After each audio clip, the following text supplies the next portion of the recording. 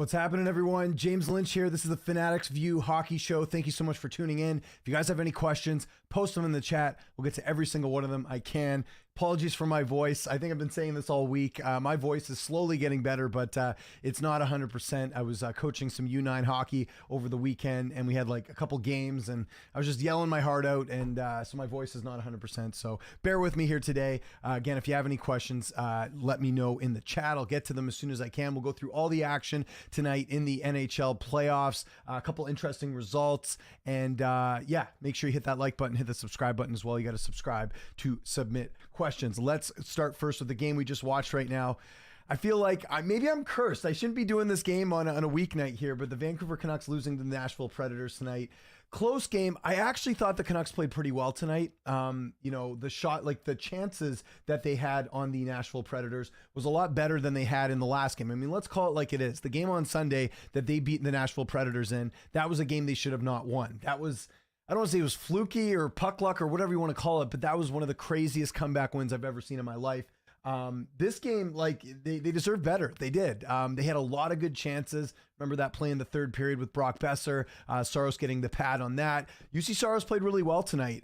He made a lot of key saves, good positional moves, a lot of good block shots by Nashville. But you know, the one thing I think in this game that really did make the difference, and I think ultimately in a game of inches, things like this do count a lot, was the face-offs. They were showing it on the broadcast. I think Nashville won something like 31 face-offs compared to like, I think, I want to say like 17 or 18 for the Canucks. It just was not very good. So Nashville winning a lot of face-offs, and ultimately that's how they scored that second goal. It was a winning face-off, shot from the point, goes in off Arthur Seelovs, who I thought played great tonight. I saw a few people tweet about this. Seelovs reminded me a bit of Demko, just the attitude, the composure, everything. This game does not fall on him whatsoever. You look at the shots on net. He made 20 saves on 22 shots, only letting in 2 goals. Some really key saves as well. McDonough missing the empty net. I almost feel like the McDonough empty net that he missed in that third period, they ended up getting it back on that point shot after that. So crazy game here. It goes back to Nashville for game 6. So the Predators are still in this. The Canucks are not running away from this one yet. I think this was a missed opportunity here for the Canucks, but a razor tight game. I felt like this game compared to some of the other ones was a lot more high octane, which I enjoy as a fan, but I think also there were a lot of rushes that the Predators were able to capitalize on as well. If you look at game 3, for example, the Canucks were very much shutting things down. And in this game, I felt like, not that I thought their defense was bad, but you just saw a change tonight when it came to the Canucks and as far as how they were going about things. But that was the big complaint from the last 2 games. So they had no shots on net, right? They won that last game, based off them, pretty much just, playing good defensively and picking their shots. You can't do that forever. So I did like the amount of shots here tonight, but yeah, you look at it there, Zadorov with just a beautiful goal, on the right-hand side. The crowd went nuts. I think I speak for a lot of Vancouver Canucks fans. You got to find a way to re-sign him. He is a crucial member of this team. He can score. He lands those big hits. Penalties were also an issue for the Canucks tonight. I mean, granted, I think I believe the third goal for Nashville was on the power play, so they did get one there, but a lot of unnecessary penalties for the Canucks. They got to watch that.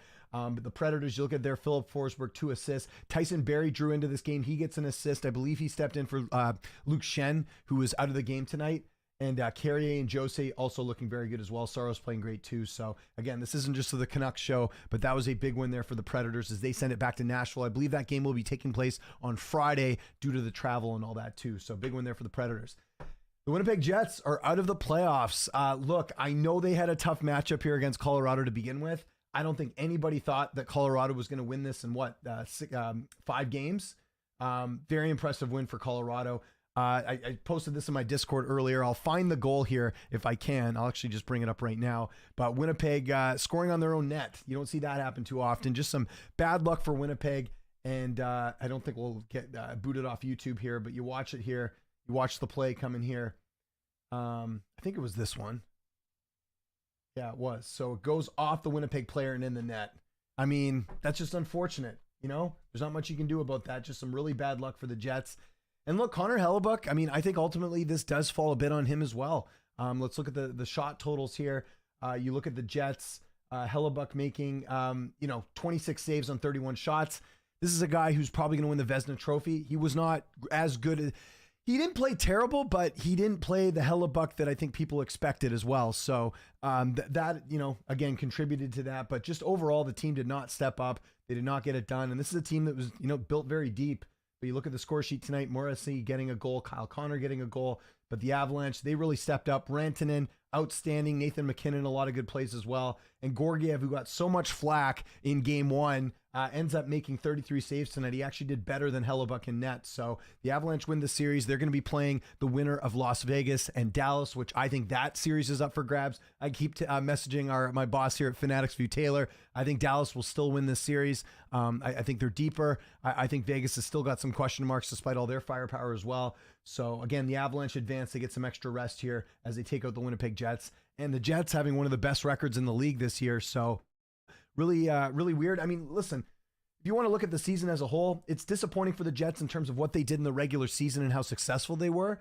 But at the same time, I don't think people expect them to be that good. Remember, they got rid of, why is his name escaping me right now? Guy went to the Rangers, Blake Wheeler. They got rid of Blake Wheeler and they got rid of some other players. And this was sort of seen as a year to, I don't think there was a ton of expectation. So they did quite well in the regular season, but Colorado is just, they're still a very dangerous team. I don't think they're going to go all the way this year. I do think that, either Vegas or Dallas will probably beat them in the next series. I'll go on record on saying that, as good as they look tonight. But anytime you got a, game changer like Nathan McKinnon, and you got other guys stepping up, it's certainly a dangerous combination there. So the Avalanche advance, Jets are off to the golf course. The other game, the Hurricanes taking out the Islanders. So the Hurricanes are up 3-1 in the first period. You're thinking, oh my God, but the Islanders, they fought back. 2 goals in the second, and then Carolina taking over in the third. Credit to the Islanders. Again, they squeaked into the playoffs. Varlamov making 33 saves. He did his part. But Carolina there, not that busy on the end of Frederick Anderson. 22 saves on his end. And then you look at Seth Jarvis stepping up in a big way. I know they're talking on the radio about him last week being kind of underrated here, but 3 points on the night. Kuznetsov, who got that change of scenery coming over from Washington, he comes up big with a goal and an assist. You got Brett Burns contributing as well. So again, the Hurricanes winning their series as well. Honestly, if you would have asked me before the first round started, and I think I even mentioned this on here, I think the 2 weakest teams in the entire playoffs were the Islanders and the Capitals. Sure enough, they're both out at the time we're recording this, so they're out of it. Hurricanes advance. At least the Islanders put up a bit of a fight, but Carolina's just so good, especially adding someone like Jake Etzel at the deadline, so they advance as well. The Islanders, you get 2 assists from Barzal, but no one else really. Well, interesting to see what they're going to be doing in their offseason as well. And then the other game, the Leafs, they're still in this. They beat the Bruins in overtime. I didn't watch a ton of this game, I'll be honest. I had to go do a lacrosse practice with my kid, so caught up on what I could when I got home. But from what I could tell, and you guys let me know here in the chat, not a good game from the Bruins. Not what they're used to. Not the type of game where they took over the previous couple games. So the Leafs, to their credit, getting it done, and getting it done without Austin Matthews. It does seem like it's more than just an illness with Matthews. I know we're going to kind of keep tabs on what's going on with him and how that's going to affect the team here. But starting Joseph Woll played very well tonight. I think that's another key thing for the Leafs here. 27 saves on 28 shots. You got to like that. And on the other end for the Bruins, Swayman making 31 saves, but Swayman much better goaltender, I think, overall. Brad Marchand left scoreless. That's good for the Leafs as they head back to Toronto, I think, for this game, right? Because this game was in Boston. So again, it was 1-1 all the way up until overtime, and the Leafs scoring in there and getting it done here. So that series has certainly got interesting. Let's take a quick line of questions here. Most goals in a series of 5 games or fewer since 1989 for the Avs. Well, it's interesting. So they've got so much firepower that, and I feel like in some ways they're going to have to outscore a lot of opponents, just for the simple fact that, by the way, shout out to Liam. Good to see you here, buddy. I know you're a big Avs fan. Shout out to, the Avalanche, just the way they're built, they're going to have to outscore their opponents, because I think at the end of the day, they don't have the goaltending. I mean, they had it tonight, but I'm not a big Georgiev guy as well. What's up, Billy? Good to have you here. Haven't been able to catch any games really from what I saw on your Twitter. Canucks seem to be doing great. They were doing great until they lost, but I think they'll still win the series. I don't know. I think this reminded me a bit of game 2, where I don't think the Canucks played bad. I think Nashville, I mean, that was a game where Nashville blocked like 50,000 shots that night. It was crazy. Tonight, they did block a lot of shots too. I'd like to see the actual totals on the stats there for Nashville. But credit to them. I mean, listen, losing a game like they lost on Sunday, that can sink a team. They were up. They had every reason to win. They were an empty net goal. They were a post away from winning that game in Nashville. And to come back to Vancouver a couple days later and win a very close game is big for Nashville. So they're not going away easy. I know there's some Canucks fans who just are already writing the series off. Again, I do think the Canucks will win the series, but it's far from over here. And I think Nashville's got a lot of fight left in them. Greatest rivalry of all time in hockey. I mean, there's so many.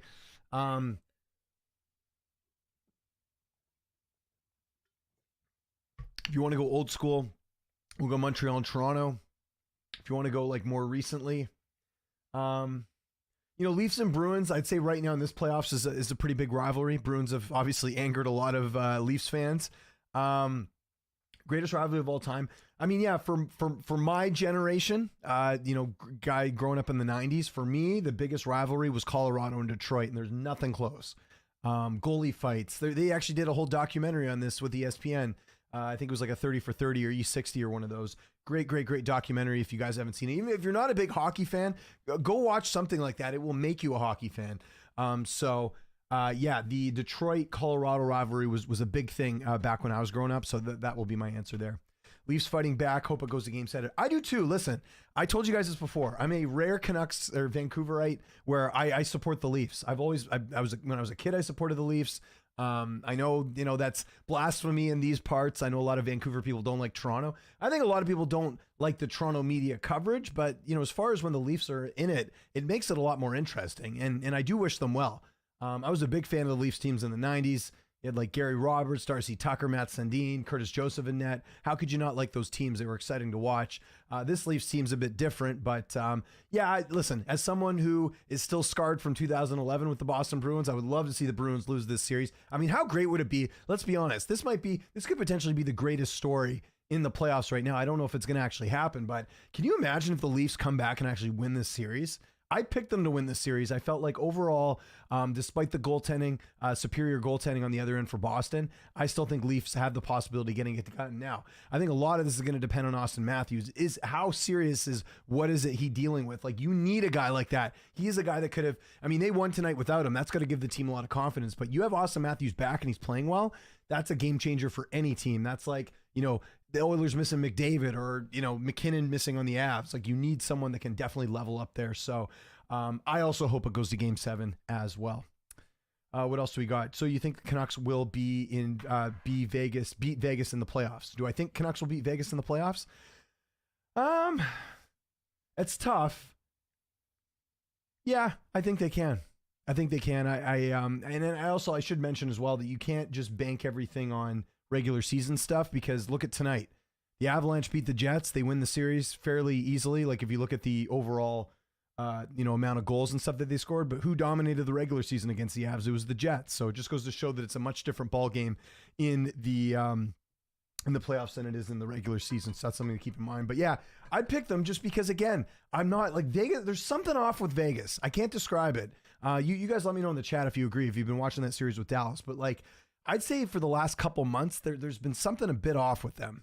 I don't know. Like, I know they've got Mark Stone back, and I know on paper they certainly look like a really tough team to face. But Logan Thompson, is their goalie, and then I don't know. There's just something off with that team, and I don't think they're as big of a threat as they were last year, even though they pretty much have the same team. The Leafs are coming back. I don't know if they're going to come back, but they did win tonight, so anything's possible. I counted them out, but after tonight, I'm starting to believe. Well, actually, I believe the correct term is belief. BELEAF is what you're supposed to say. So there we go. Let's see what other stuff you guys want to talk about here tonight. Again, a lot of other stuff going on in the news right now. Since this is the first show we've done since last Friday, which we had Brendan Morrison on, and thank you for Brendan. We had a lot of good people tune into that episode, which is great. We're going to get some more guests on in the future, by the way, guys. I've been talking to my boss over here at Fanatics View. We're going to try and work a few things out. I know a few people on the hockey side of things, on the media side, and so I think we're going to try and get something cooking here. But let's go back to the games that happened last night as well. So we had the Panthers. I mean, I'll just bring it up here just because we might as well get into this. And again, we can talk more about tonight's action as well if you guys want. But the Panthers beating the Lightning 6-1. 4 goals in the third period. Panthers are good, man. They're really good. And when you got Bobrovsky playing at the top of his game, he's a dangerous guy to take on as well. So, the Panthers look pretty legit. So they're going to be, they're just waiting to see what happens with this Bruins and Leafs series. But it doesn't matter who wins that series, Boston or Leafs. Panthers are going to be in the conference finals for sure. I'm convinced of it.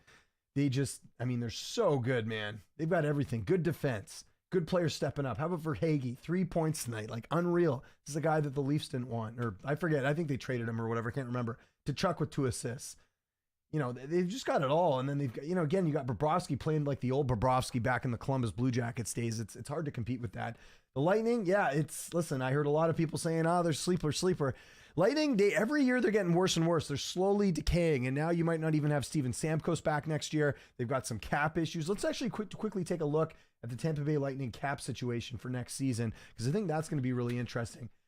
I know John Cooper talking to the media last night, saying he basically said he thinks that, Stamkos is going to be back, but I don't know. Money talks. There's a lot of things there, so they don't have any cap space now. They've got $10 million in LTIR. Any free agents coming up for next season? You got Stamkos is a big one, so that's 8.5 there. Don't know if he'll get that anywhere else. Duclair's a free agent. He seemed like a decent pickup for them. You got a couple fourth liners and Tyler Mott, former Canuck there. Matt Dumba will be a free agent as well. Wasn't really paying attention. I don't know really how much he impacted that. Calvin DeHaan will be a free agent who doesn't cost that much, but I know a good depth guy in a lot of teams. What else? Still Brent Seabrook and Logan Brown off of trades, kind of eating up some cap space as well. So, yeah, it'll be interesting. Interesting to see which direction they go and if they can turn things around a bit. I mean, they still got, Kucherov and Braden Point and, still a lot of good firepower, but it'll be interesting to see what they can do in the offseason. So Tampa Bay Lightning out of the playoffs, Florida Panthers advance. How the tables have turned. Tampa used to be the killer in the East, and Panthers, as of the last couple of years, they've really stepped it up and look great as well. The other game we got to mention about, this is a couple days. Well, yeah, got to mention the Stars bouncing back, taking out the Vegas Golden Knights. So that series is now tied 2-2. Again, I did not count them out. I still think they can do it. Ottinger playing a little bit better. I know there's been some questions about him in net.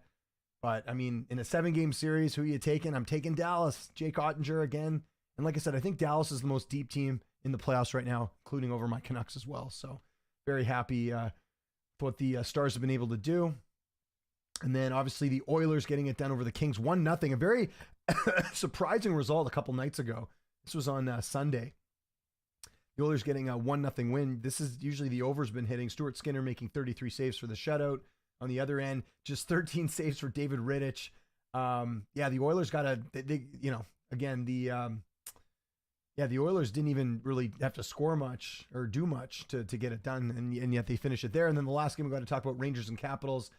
Again, Rangers took a 2-1 lead in the first period. Rangers then scoring again 2 in the third. That gets it done for them. Shesterkin making 23 saves. While on the other end for the Capitals, just 19 saves for Charlie Lindgren.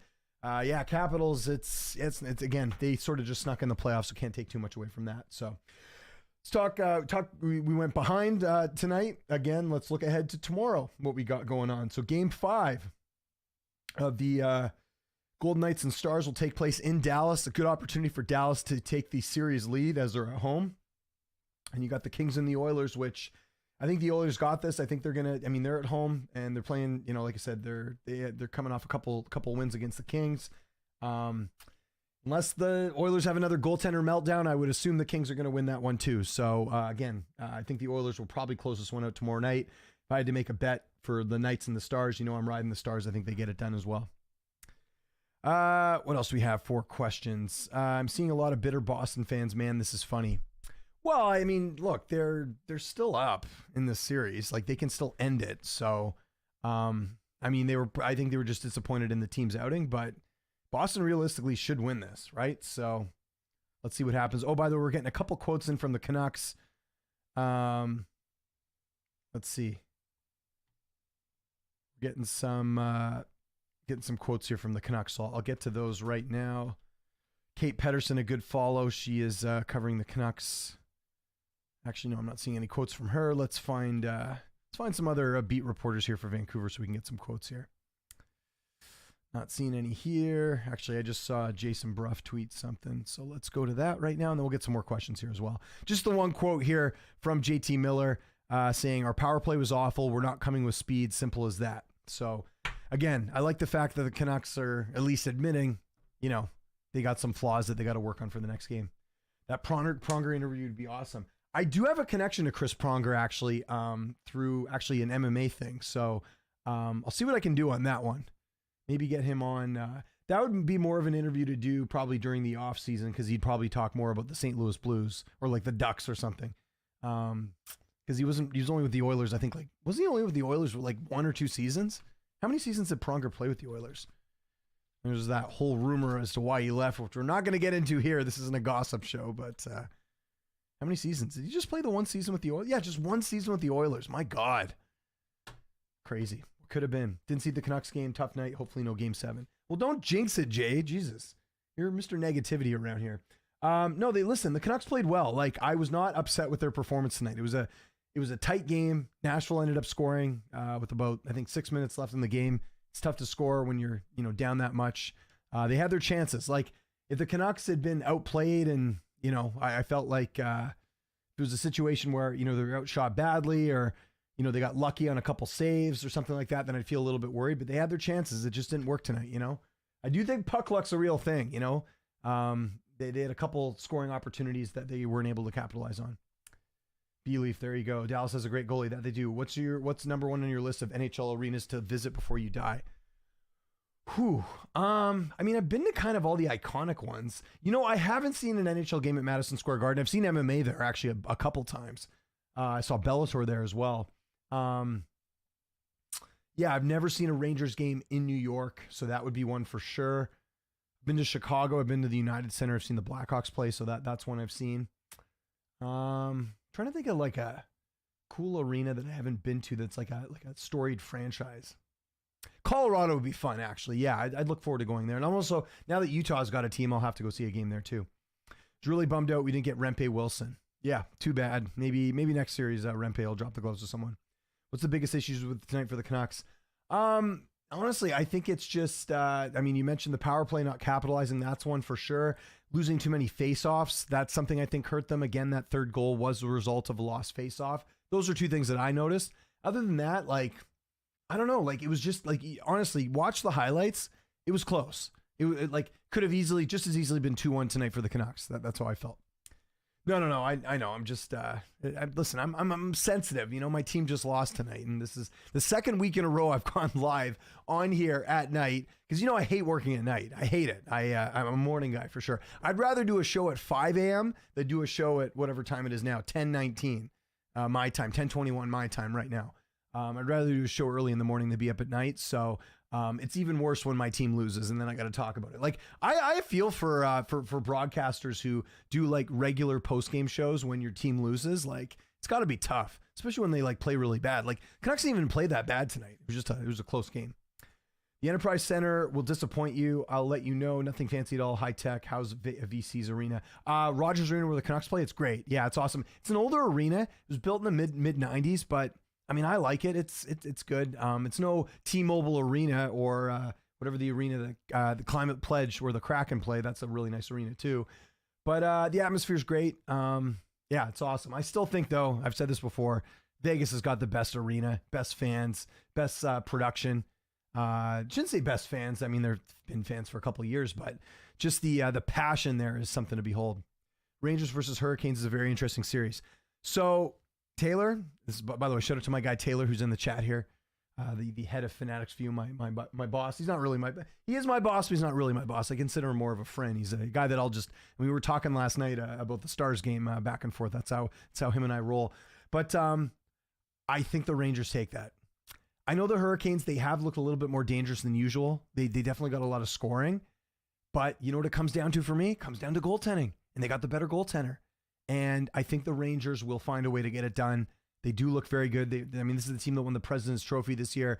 I do think the Rangers will run into trouble when they face Florida, though, because I think Florida's a little bit better. But I'm taking the Rangers in that series. I'll go on record and saying that now.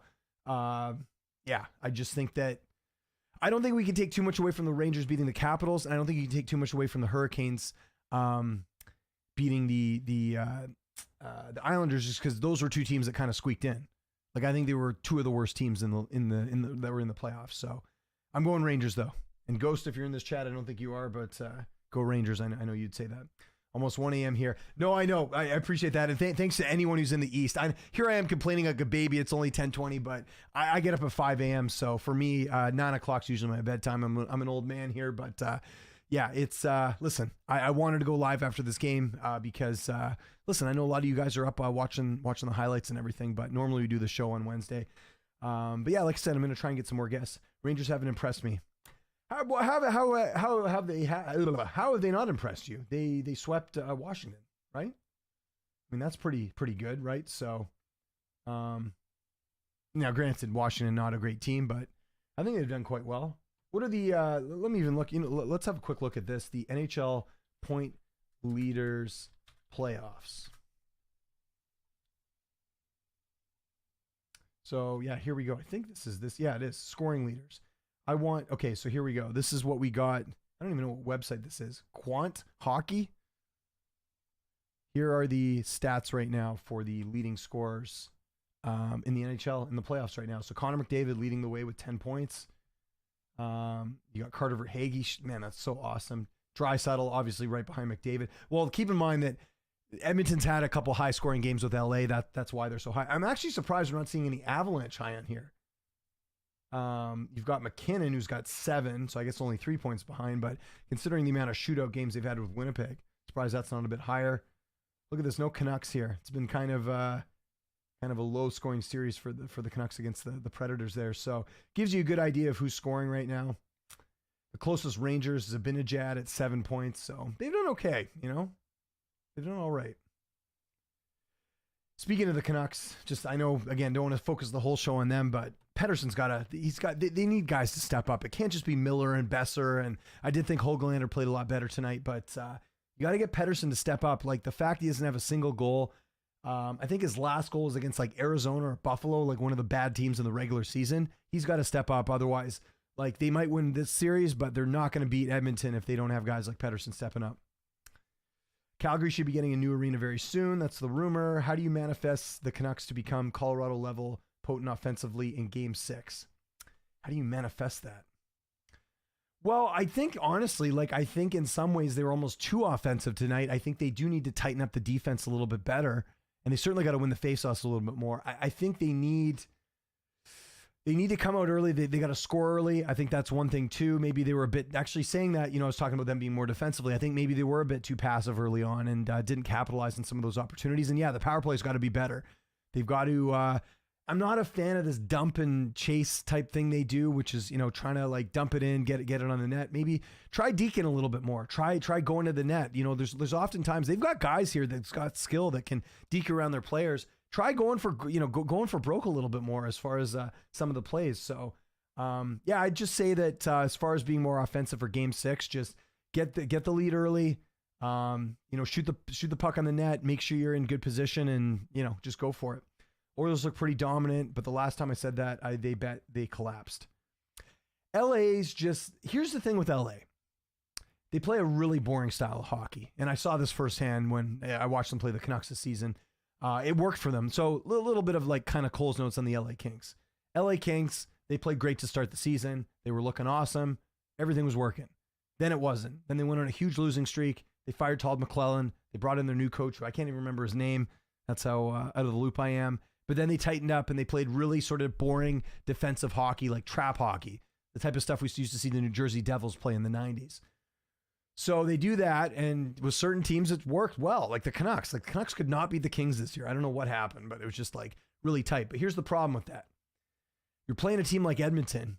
You got to be able to score. And they did. LA did score that. What was it? Game 2, they beat the Oilers.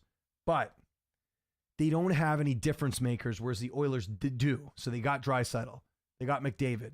They got other guys that can step up at certain times and really, step up. Kings don't really have that. They don't really have like a superstar. You've got Kopitar, you got Doughty, you got, guys like that. what's his name who they got from the Blue Jackets has been just a total bust. Dupuis. Is it Dupuis? No, what's his name? Pierre-Luc Dubois, sorry. He hasn't really been very good for them. I think they hope more from him, and that hasn't really translated. We got other guys as well that, are like depth guys or guys that can put the puck in the net and everything. But, yeah, I think what it comes down to is the Oilers will always outscore the Kings, and the Kings don't have the goaltender to outduel the and that's another thing. If the Kings had ended up getting Linus Ullmark at the deadline, which is what they were close to doing, I think they'd look a lot better in this series. Cam Talbot ain't going to get it done. He's been on like 50 different teams. He's a veteran. Like, that's one area I think the Kings missed big time at the deadline, was getting a good goaltender. How do you somehow get 15 shots in the first period if you're Vancouver? I'm tired of begging for shots. Let the run and gun commence. But you got it. The problem is if you do run and gun, because they did this with Boudreau, you're letting a lot of goals in or you're making it too hard on the goaltender. And they've got a rookie goaltender in there who did play great tonight. Like, you can't point any of this loss on Seelovs tonight. He looked like a veteran in there tonight. Composed, didn't look nervous, made some really good saves as well. Good positioning. The problem with run and gun is you do then capitalize your defense a little bit, capitalize in a bad way. And that's where Nashville can capitalize too, because they're a good team. Jim Hiller is the coach for the Kings now. That's right. Fair enough. The Jim Hiller. Kind of a new guy. They have a couple. Wasn't Hiller? I think Hiller was either the assistant or he was the. I'm going to look up on Hockey DB right now. He was either the assistant or someone. What was he before? Yeah, he's still the interim coach. Yeah, he was played 63 games in the NHL with Los Angeles, Detroit. I don't have his coaching. I got to find his coaching record. Where's Hockey DB when I need it? So he coached he's been an assistant for the, he was assistant for the Leafs back from here, we'll just show it. Why do I even say these things when you guys can visually see it here? Jim Hiller, if you guys care, actually coached the Chilliwack Bruins back in the day in my neck of the woods. And then Tri-City Americans, was an assistant with the Wings for one season, then the Leafs for a bunch of seasons, then with the Islanders for a bunch of years, and then the Kings the last couple seasons. Now he's a head coach. So that's good. You like to see that, guys that have worked their way up. Very impressive. So we'll see if he stays. I'm not sure for sure. It's okay. Sam Lafferty, we got 5 points in game 6. He's God. I love Lafferty. What a pickup he's been. 5th round pick. They got him from the Leafs. I like him. He's been hot and cold this season, but when he's on, he's great. He's a fast guy, good player. Makheyev's another guy that's got to step up. Like, come on. How many million a season he's getting? 4 million. He's supposed to be a guy that's supposed to put the puck in the net. That's the thing. I think, you want to know the answer to your question, the nameless maniac? The answer to the question is, if the Canucks want to be more offensive, if they want to have a chance against Nashville in game 6, if they want to win this series, they need other guys to step up. It can't just be the same guys over and over again. Like Zadorov stepped up tonight. If you want to name a player of the game for the Canucks, it was Zadorov. Made a lot of good hits, scored that, the only goal they scored tonight. He was dynamite. I don't know what it's going to cost to re-sign him, but I think I speak for a lot of Canucks fans. I want to see him back. Do whatever it takes. Get him back. I know he's older. It's not good to sign guys to long-term contracts. See if, pay him a bit more and just see if he wants to stay on a shorter term. Apparently he wants long-term, but give him a shorter term. If I'm Alvin, regardless of what happens in the playoffs with the Canucks, they've got something here with this team. This was not a fluke. This is not, you don't just, I think they finished second overall in the West this season, second or third, I think. You don't just do that on fluke. So to me, if I'm Patrick Alvin, because they got a lot of UFAs next year, there's a ton.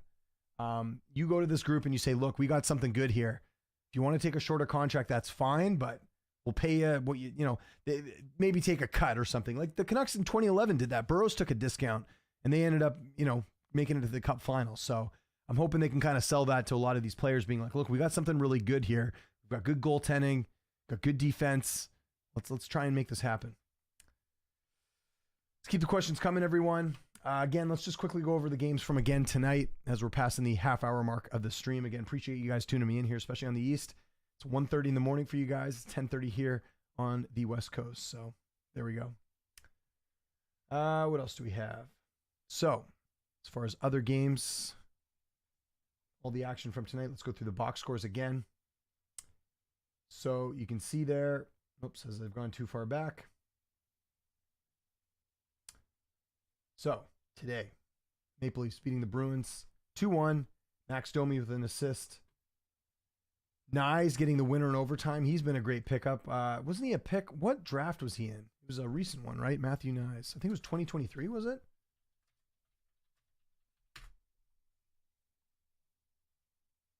'21, 57th overall. I mean, that's been a great pickup for them, or a great drafting player that they got. Mitch Marner with an assist. That's always nice to see. And again, the big thing for the Leafs here tonight, aside from the fact they got the win, Joseph Wall playing well.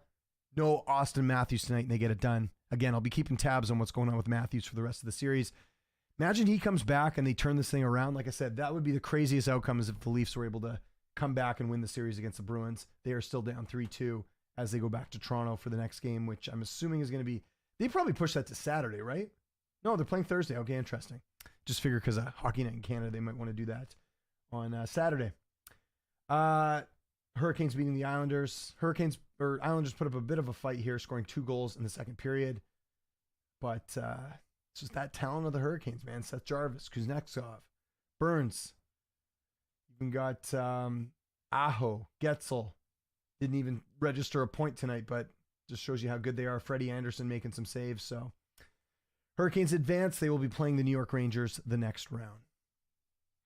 Also tonight, the Winnipeg Jets are out. They lose. They were the higher seed. They ended up losing to Colorado. They win 4-1. The Jets kind of collapsing here after the first period. 2 goals let in the second. 3 goals let in the third. Nico Rantanen, 3 points. McKinnon, 2 assists. You can see there, 35 saves for Georgiev. Gotta love that. The fact that he got a lot of flack in that first game. And on the other end, Hellebuck only making 27 saves as they lose to the Avalanche, and they are out. And then we got to talk about this again. My Canucks losing. But again, if you didn't watch the game here, look at the shots. UC Saros, 19 saves. Arthur Silovs, 20 saves. And the Canucks had chances too. It was not a bad game from the Canucks, in my opinion. It's a close game. Nashville edged it out. Could have easily been 2-1 the other way. Good night to you as well. But I appreciate you tuning in right now. All right, what else do we got here, guys? We'll take some more questions here. Maybe we'll end this a little bit early as I'm kind of repeating myself here. But if you guys do have questions here, all 8 of you in the chat right now, it'd be great to hear from you. Any other things you guys are looking forward to? Any storylines we should be keeping an eye on? Again, just looking at the stat sheet tonight for the Canucks. Hughes with another assist. Zadorov with the big goal there. Elias Pettersson. 3 shots on net, but can't get rewarded. He was close a couple times tonight. I'll give him that, but he's really got to step up and make it happen here for the Vancouver Canucks. For the Predators, Philip Forsberg, very dangerous there. You like to see Barry get an assist there as he steps in for Luke Schenn. Carrier getting a goal, as does Roman Josi. So they all get it done here for the night. So there we go. What else do we want to talk about? Any other NHL news that's worth looking at? Let's have a quick look. Is there anything newsworthy here as well? So yeah, let's read more about this Matthews thing, because I don't really get it. They said it was an illness, and there's all these fans talking crap like, oh, Austin Matthews, he's soft, and all this different stuff. But, apparently it's more than that, right? So he was forced to watch the Maple Leafs season on the line, batting the better part of an illness last week. There was hope Matthews would be able to suit up. So they're saying it's an illness, but they also said that it's not one of the run-of-the-mill, everyday type of illness. They sort of come and go. Okay, so there's a theory out there. I want to hear what you guys think, because they said the same thing with Luke Schenn. He was out with an illness. Tyler Myers was out with an illness. I don't think it's an illness, because coaches can tell the media whatever they want, right? Or I think they can. I don't think they actually have to prove what it is that they're dealing with. I think illness is code word for I'm actually injured, and we don't want you to know what that injury is. Didn't they say the same thing with Casey DeSmith? Battling an illness, but then later they revealed that, it's a lower body injury. So he could be injured. I actually kind of think what that is. Because look, if you're sick, unless you're just vomiting or you have really bad food poisoning. I've had that before where you're out for a couple days. I just don't see a reason why if you're sick, you can't play. So I don't think it is an illness, which doesn't help anyone, because now you got these moronic fans saying, Austin Matthews is soft, when I think he's actually injured. The Leafs pull through. How do they match up against this year's Panthers? It's going to be really tough. The Leafs have the offensive power to match the Panthers, in my opinion. They got a lot of good guys. I mean, in the playoffs, it's a different story. The Leafs haven't really notoriously been very good offensively in the playoffs. Mitch Marner being sort of the big culprit there. But, you know, they get Matthews back. They've got Matthew Nyes, who's, you know, again, stepping up, scoring the winner here tonight. I think offensively they're fine. Where I worry is in net. Because you got Bobrovsky against Joseph Wall or Samsonov. Most likely going to be Wall. I think he's playing better. I don't like the Leafs' chances in that regard. So there we go. Just a bit pissed. I said back in game 3, you can't win a game with so few shots. Vancouver had a good game, but I want to see an all-around good performance and a win on top of that. Let me ask you this question, honestly. What did you think of their game tonight? I assume you watched the whole thing. Like, I didn't come away feeling like I wasn't upset with the way they played tonight. It was unfortunate Nashville scored late in the game, but I don't think they played bad tonight. I also don't think they played bad in the loss they had, the 4-1 loss or whatever it was, game 2, because they had their chances. Just Nashville was blocking every single one of their shots. I actually think they played bad in the last game previous to this one that they ended up pulling out of the hat. So like they were just like, they weren't doing anything. And they, you know, in the end, they let's call it like it is. They got a fluke, couple flukes. They got the fluke tying goal. They got the fluke goal, the fluke tying goal, and then the fluke overtime goal. That was all flukes. That does not happen too often. You cannot rely on that if you want to do well in the playoffs. So that's how I look at that last game. Like, I thought Vancouver played better tonight despite losing than they did in the game previously that they won, if that makes sense. I know people might call me crazy, but if you watch the game front to back, that's kind of what I took away from it. What else do we got as far as other news that are going on? Jets eliminated. Again, disappointing. I don't know. You know what? Let's quickly have a look at the Winnipeg Jets in the offseason. I am curious to see if they do have... That might be something we'll do here quickly. Let's look ahead to what teams might be making changes in the offseason here. We'll do that quickly, and then we'll get some more questions here as we're kind of wrapping the show up. So you look at it there. Tyler Toffoli is a UFA next year. I would love him to come to Vancouver, but I don't know if that'll happen. Sean Monahan is also a free agent who they acquired from the Montreal Canadiens. So we'll see if he goes anywhere else as well. Other than that, a couple depth defenseman guys, Brennan Dillon DeMello. So those are some names as well. Also a couple backup goalies, Delia and Brossois. They also bought out Blake Wheeler, which they'll be paying for. So right now they don't have much cap space, but they'll get a little bit off the books. But again, nothing huge here. Just almost $2 million here from Monahan, and almost, $2 and a bit from, actually Brendan Dillon's making 3.9. I didn't realize that. So that might be something to keep an eye on as well. So I don't expect any major changes for the Jets as they're still trying to figure things out. The other team that was eliminated tonight, New York Islanders. Let's look at their cap situation. I think they're kind of have their hands tied. Look at that. Barely any cap space. And any major UFAs, Matt Martin, $2 million. What about on defense? Mike Riley. Yeah, they're kind of screwed. Look at all these contracts they're tied up to. Anders Lee, another couple seasons at $7 million. Bo Horvat, he's locked up for good. Matthew Barzal locked up for a while. Pajot is still on the books. He hasn't really been what they thought he would be. Still got $5 million here for Palmieri, who I don't really think has done too much. So Islanders, again, are kind of got their hands tied too, and they got to make some decisions. The other team that was eliminated as well, Washington Capitals. I think we already went over this team if I'm not mistaken, but if not, let's have a look. So you've got Pacioretty, who's at $2 million. He'll still be a bargain. He's 35, though. You're not really getting much from him. Nicholas Aube-Kubel. So yeah, nothing there. And then, yeah, they're kind of tied up here. So again, same thing. Capitals won't be able to do much in the offseason either. So it'll be interesting. Very interesting as well. I wasn't upset either by the Canucks today. Exactly. I'm more pissed about how they played overall throughout the series. Game 1 was definitely a bit of a fluke win. Game 3, Nashville definitely looked good. There we go. We got bailed out by DeSmith. Game 4 was obviously luck. There we go. I want to see complete performance where we win the score sheet and the overall play. Well, listen, if they had won tonight, I think we could say they had a good overall game other than the power play. It's not always going to be like 100% perfect, but I still think they did that as well. Where we just play out Nashville and win. Yeah, okay, I'll agree with that. I mean, tonight was kind of heading in that direction. Like, honestly, after the first period, where you're not thinking like they've got this. That's how I felt watching. I felt like they're good. I felt like tonight, compared to most nights that they've had in this series, I felt like they had more scoring chances tonight than they have in all their other games. So it was encouraging. And just, again, couple bad bounces, couple missed shots, you know, and in a close game, you got to score a lot of goals. That's one thing. I'll say this is a bit concerning for the Canucks, and I don't know if you'll agree with me here. They got to score more goals. Like, this was a team that, remember their PDO earlier in the year? They were scoring everywhere. That just hasn't been the case basically since the All-Star break. Let's even do just a quick look here at the Canucks and what the scores have been in their games. Like, I think the over has not been hitting too much, right? So let's have a quick look here where the Canucks are at as far as the score sheet. So 3 goals tonight, 7 goals the other game, 3 goals the other night, 5 goals the other night, 6 goals the other night, 6 goals. Well, actually, no, we'll just count the Canucks goals. We won't count the other team. So 1 goal from the Canucks tonight, 4 goals the other night. That's good. 2, 1, 4. That's good. 2, 4. That's good. 3. That's okay. 3, 4. Like, you know what I mean? Like, we're not seeing 3 here. I was at that game. That sucked. 3 goals here. Like, you look to like earlier in the season. Check this out. Like, let's go back to like before that, right? Look at this. Like 5-2. I was at that game. That was when they scored 5 in the first period, I think. There was like 4 in the first period. 5 against the Canadians. You know, 5. Oh, they lost the Leafs there.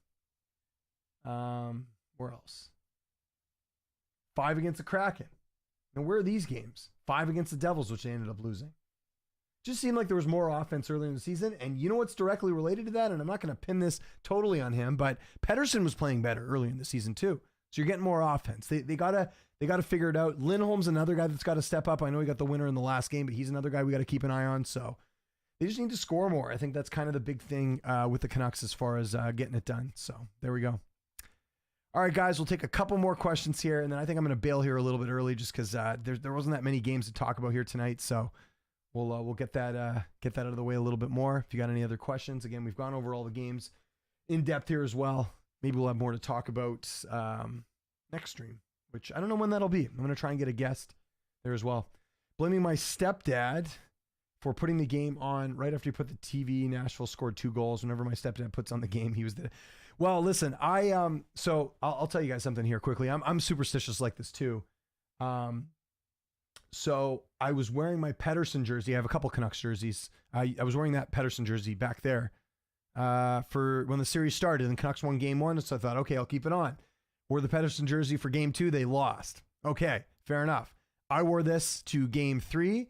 I wore this to game 4, this jersey. Then I wore it tonight and it didn't work. So you know what I got to do? I think I got to go to the skate jersey. I got to switch it up. So we'll figure that out for the next game. I'm superstitious like that. So yeah, I hear you. I know that's annoying. You know what else is annoying too? Like when people message you about like the game as it's going on and they're saying like, oh, that sucked. It's like, yeah, I know, man. Like you don't need to text me about that. I'm just as annoyed as you are. So don't need to, go into detail about that stuff. So anyhow, all right. Let's get one more question here. Let's hit the 47-minute mark. Let's do that, guys. We'll go a little bit earlier here tonight. Again, not a ton to talk about, but appreciate you guys tuning in. Let's do a quick look at tomorrow night's games here one more time, as we do here on the show. So you see here, I'm just looking at the Canucks. Let's go to NHL scores. So as we look ahead to tomorrow, some games to keep an eye on here. The Oilers and the Kings. Can the Oilers close it out? That's Friday. Ahead here. Can the Oilers close it out at home against the Kings? Game 5 tomorrow night going down. Then the other game on a bit earlier, 4:30 Pacific time. It's the Stars at home against the Golden Knights. I'm going with the Stars. So I'm going Stars and Oilers tomorrow night. That's how I'm riding as far as these games tomorrow night. So there we go. And with Billy saying, have a good night, man, I think I'm going to sign off here. We'll sign off a little bit early here tonight. Thanks so much for tuning in, guys. Really appreciate it. We'll be back. When we're back, I'll let you guys know on the channel when we're going to be going live again as well. We do have one final question. I never like to leave people hanging. Looking back at the deadline, maybe it would have been wise to get to Foley or another scoring winger at deadline. They tried to get to Foley. In fact, I think Winnipeg actually gave them less of an offer. I think it was just New Jersey deciding that they wanted to trade with the Jets instead. It was also a cap issue too, right? Like remember, they couldn't even bring Kessel up. They could have had Kessel for the playoffs, but they literally had no cap space. So, yeah, they should have.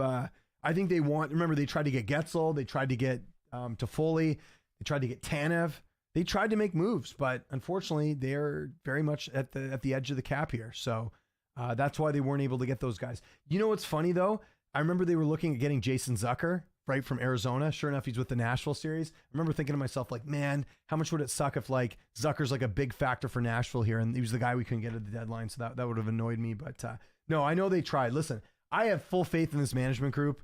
I think this is the best management group we've had basically since, I don't know, maybe Mike Gillis. They just seem to know what they're doing. I was never confident in Jim Benning and the ownership group there, and not the ownership group, but Jim Benning, everything he did never worked out. The only thing he did good was draft Pettersson and draft Hughes. That's it. Everything else, JT Miller, I'll give him that. Trading the first round pick to get him, that worked out well too. Everything else was garbage. So this group, they've done pretty much everything to a T. Very well done. Even like, you know, people talk about the Lindholm trade like it was bad. It wasn't bad at the time. It's hard to get centers.